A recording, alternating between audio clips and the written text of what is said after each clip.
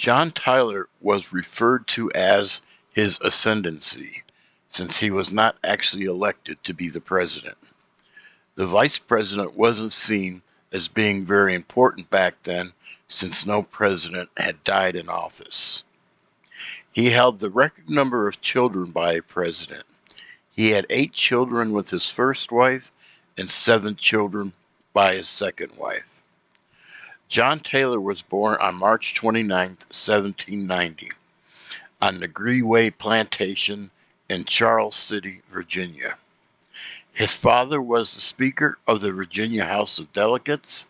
He was also a former governor of Virginia, a state court judge, and was on the U.S. District Court in Eastern Virginia.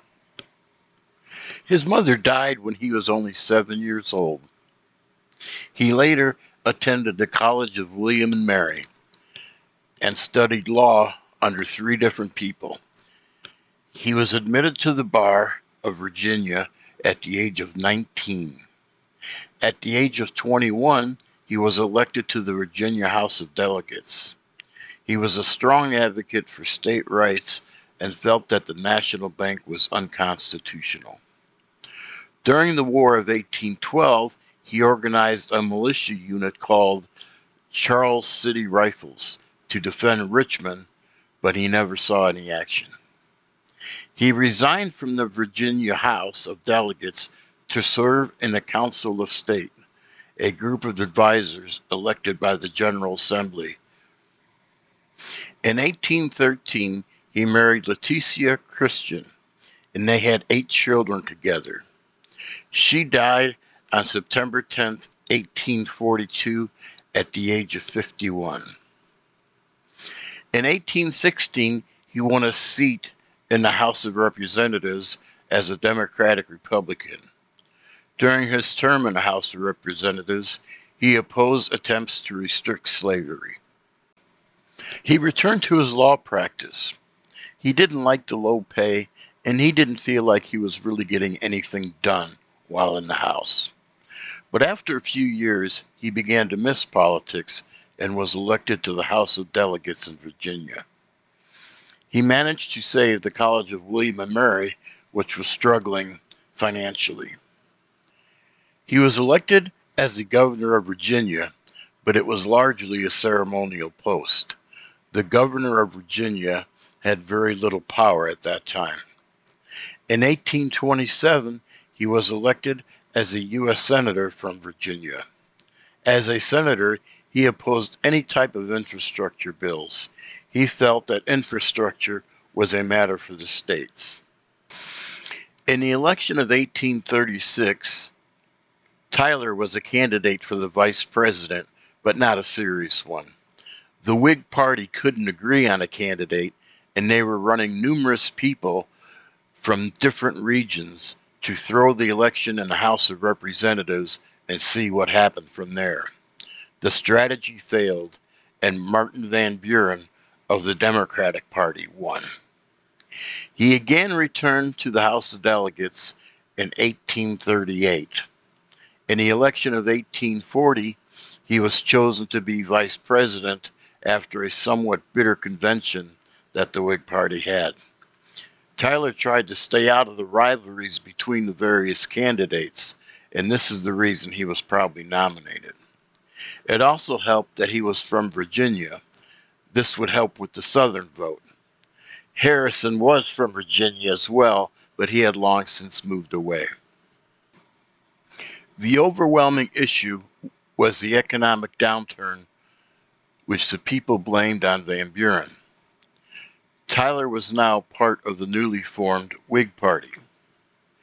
The campaigns were continuing to evolve in America. In this election, women were used in the campaign activities even though they couldn't vote.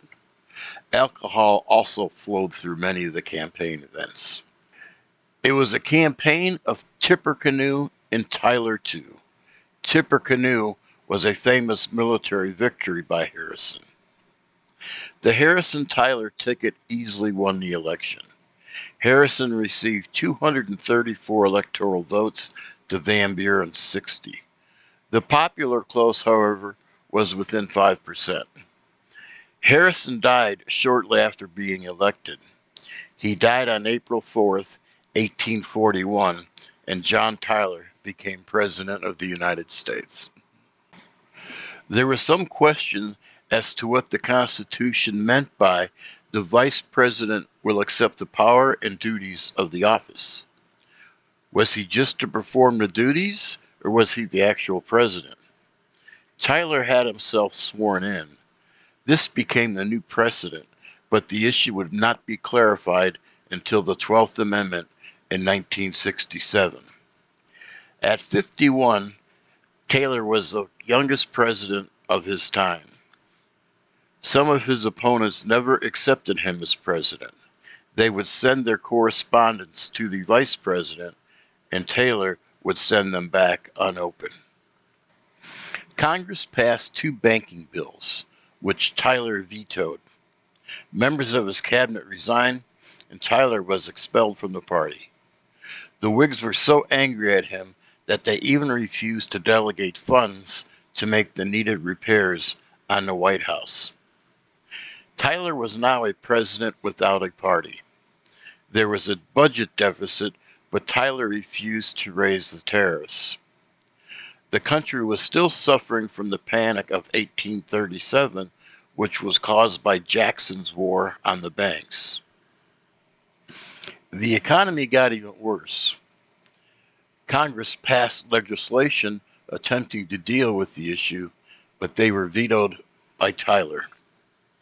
The animosity between Tyler and Congress left the Tyler administration with few accomplishments. He even had problem getting his cabinet members approved. One cabinet member was rejected 3 times in one day. It was the same when he tried to appoint Supreme Court justices. Even a cruise down the Potomac River didn't work out. The USS Princeton had Tyler and 400 other people on board. When it fired one of its guns, the gun misfired, and several people were killed and injured. Tyler was not harmed. On June 26, 1844, Tyler married Julia Grainer and had 7 more children. In the election of 1844, Tyler did not have a party to run on.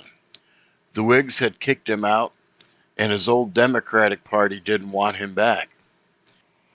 He formed a new Democratic-Republican Party, but it didn't nominate a vice president, and it had no platform. After 9 votes, the Democrats nominated James Polk. Former President Andrew Jackson persuaded Polk to allow Taylor back into the Democratic Party in support for Texas annexation. Taylor had sent John C. Calhoun to negotiate with Sam Houston over Texas annexation. Tyler also sent the army to the Texas border in case Mexico attempted anything. Texas was a tough issue due to Texas being a slave state. It split both parties. Taylor agreed to bow out of the race. The Whigs picked Henry Clay and Theodore Frelinghuysen from New Jersey. They were going to try to avoid the Texas issue altogether. The Democrats nominated James Polk of Tennessee on the 8th ballot. Polk received 170 electoral votes to Clay's 105 electoral votes, but the popular vote was close. It was within 40,000. On December 29, 1845, Texas became a state. Tyler was part of the Washington's Peace Conference, which was trying somehow to avoid a civil war. However, he was also a member of the Virginia Secession Convention. In the end, he felt that secession was the only course for Virginia and the South. In November 1861, he was elected to the Confederate House of Representatives.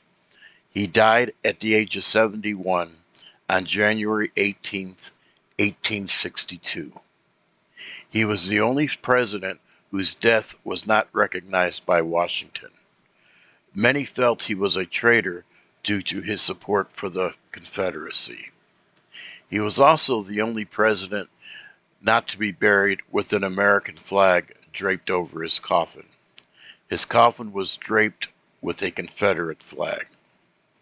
At the height of his wealth, he was worth approximately $68 million in today's money. Thanks for listening.